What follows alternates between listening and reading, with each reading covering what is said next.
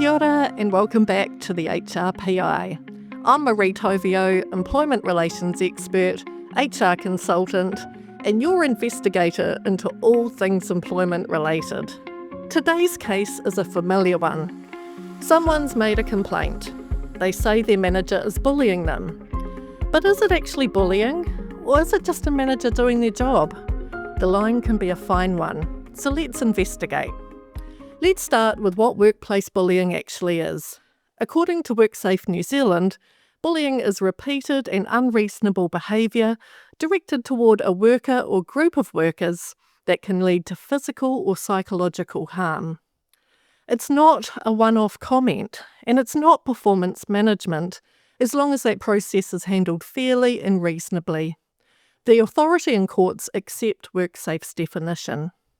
In my work with employers across New Zealand, I've seen many situations where a manager gives honest feedback, holds someone to account, or restructures a team, and then gets accused of bullying. Now, sometimes the approach they've used hasn't been ideal, but it doesn't necessarily mean they're a bully. So how do we tell the difference? Bullying involves repeated personal attacks or task-related attacks.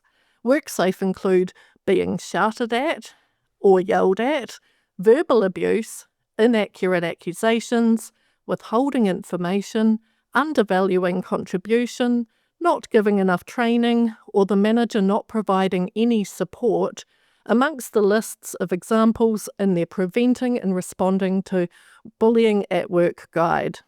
Imagine a team leader who regularly speaks abruptly, dismisses people's suggestions in front of others, and gives unclear directions, then blames the team when things go wrong. Even if they think they're just being efficient, this can become a pattern of unreasonable behaviour, especially if there's a power imbalance or the employee feels unsafe to raise concerns. Now let's flip it. Say a manager meets with an employee who hasn't been meeting expectations. They outline the concerns, share specific examples, and give the employee a chance to improve with support. That might feel uncomfortable for the employee and frankly for the manager too, but it's not likely to be considered bullying. Tone, delivery, and follow-up matter. Managers can set high standards, but they must communicate clearly, listen actively, and avoid things such as sarcasm, threats, or public shaming. If you're not sure how you're coming across, seek feedback, or consider using tools like Extended Disc to understand your communication style. If an employee raises a bullying complaint, don't ignore it, and remember, they don't have to use the term bullying either. Even if you think the complaint is unfounded, you still need to follow a fair process.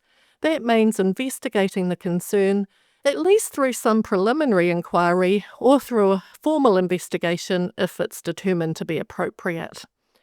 Often, facilitated conversations or other informal solutions can resolve the issue. Either way, your response needs to be timely, impartial, and respectful to the parties. I have a podcast coming out soon that goes into the process of workplace investigation in some detail, but I'll provide a quick word of caution here for anyone handling a complaint. Don't jump to conclusions, either that the claims made have happened or that they haven't. To imply someone has been a bully carries serious weight, and if the term is applied unfairly, you could find yourself facing a grievance. Similarly, any steps taken that suggest the claims are being ignored or quickly dismissed could see further action taken by the employee who raised the claims. So what can organisations do to prevent these issues? Ensure everyone is clear about the desired culture, how you want staff, customers and others to feel, what behaviours should be demonstrated for success, and have clear policies on how to raise concerns, what constitutes unacceptable behaviour, and the potential consequences of demonstrating it. Provide training for managers on giving feedback, having difficult conversations, and on processes such as performance management. Just because someone's in a leadership role doesn't mean they instinctively know how to lead well. And finally, use behavioural tools like Extended Disc to help teams understand each other's styles. When people know how others prefer to communicate, there's less room for misunderstanding. Let's wrap up with today's takeaways. 1. Bullying is repeated and unreasonable behaviour directed at a worker or group of workers that causes a risk of harm. 2. Strong management isn't necessarily bullying, but how you communicate makes all the difference. 3. Always follow a fair process when a complaint is made and never jump to conclusions. 4. See if informal options could resolve the matter, and if initiating a full investigation, pick someone impartial who is suitably qualified and experienced. The information in this podcast is provided as a general overview of key employment topics and does not replace tailored advice. Every situation is different, and the appropriate steps can vary depending on the specific circumstances. If you're unsure about how to proceed in your workplace, I encourage you to seek advice and support. Feel free to get in touch with me directly. So that's all for today's case on the HRPI. If you found this episode helpful, be sure to subscribe so you don't miss the next one. I'm Marie Tovio, and I'll see you soon with another workplace mystery solved. Mā te wā!